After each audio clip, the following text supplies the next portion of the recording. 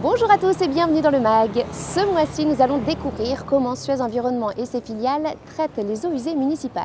Pour ce faire, nous sommes dans le bassin cannois qui compte près de 300 000 habitants.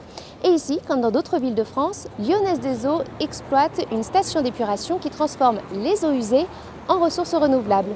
Ces stations répondent à un double défi, la santé publique et la protection du milieu naturel. Pour comprendre techniquement comment fonctionne le traitement des eaux usées, je vous propose de nous rendre sur la station Aquaviva, située juste à côté, pour retrouver Isabelle Gire, responsable de l'exploitation du site. Bonjour Isabelle. Bonjour Fabienne. Merci beaucoup de m'accueillir. C'est un plaisir. Alors, est-ce que c'est possible d'avoir une petite visite du site pour comprendre les différentes étapes du traitement de l'eau? Pas de problème, on va commencer par s'équiper. Très bien, je vous suis. Va Oui.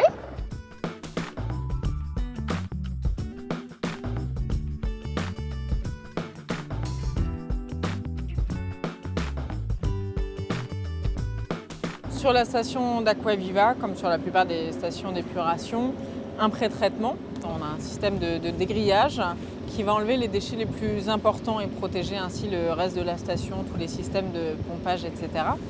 Ensuite, le désableur dégraisseur, comme son nom l'indique, on va enlever les sables et les graisses qui pourraient perturber le fonctionnement biologique des bassins qui sont derrière. Et enfin, l'étape de tamisage, qui n'est pas présente sur toutes les stations, qui permet de protéger le traitement membranaire. Tout ce qui est au-dessus d'1 millimètre va rester au niveau des pré-traitements. Donc ensuite, l'eau est relevée et on arrive sur cette plateforme, la plateforme biologique. Donc sous nos pieds, on a 3 bassins biologiques. C'est là où le traitement va se faire.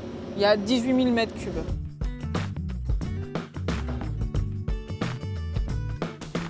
Donc là, on est sur l'étape de clarification. Après le traitement biologique, les bactéries et l'eau doivent être séparées et c'est là où interviennent nos membranes. Donc l'eau claire, l'eau épurée, va être aspirée à travers la membrane et être rendue au milieu naturel.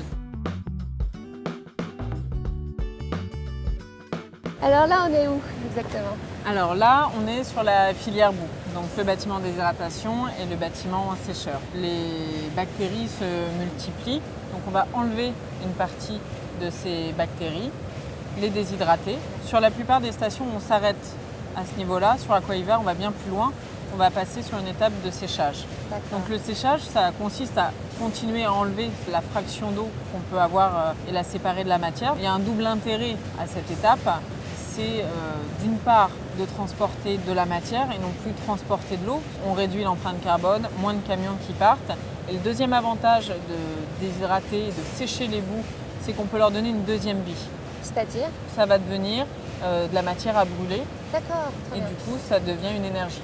Très bien. Eh bien, merci beaucoup pour cette visite. C'était un plaisir.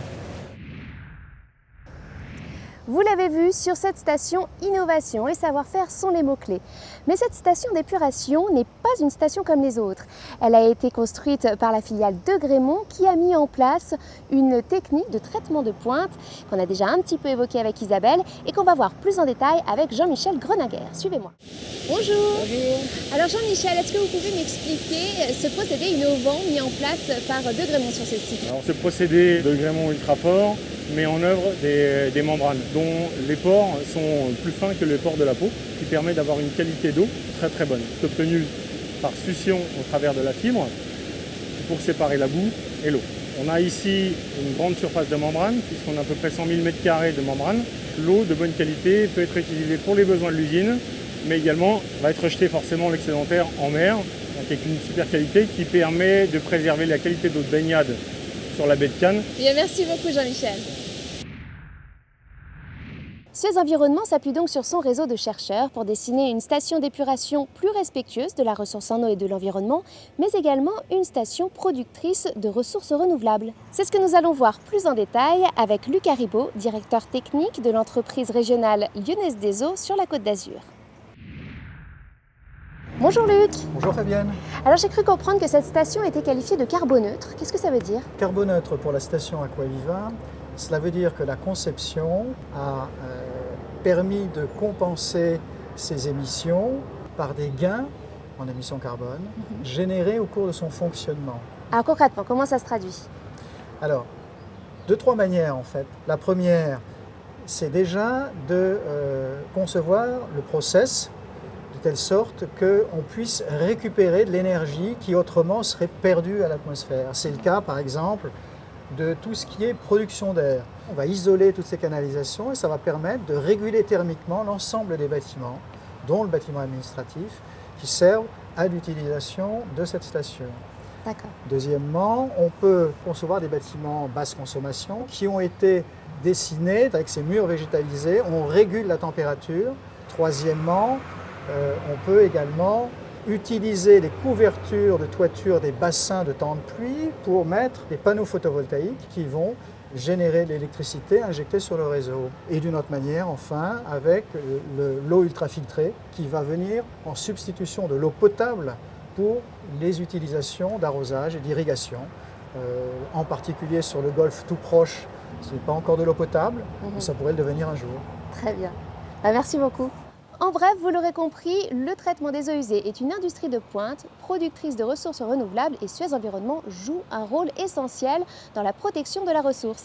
Et bien voilà, c'est la fin de cette édition. Merci beaucoup de l'avoir suivi. On se retrouve dès le mois prochain pour un nouveau MAG. Ciao!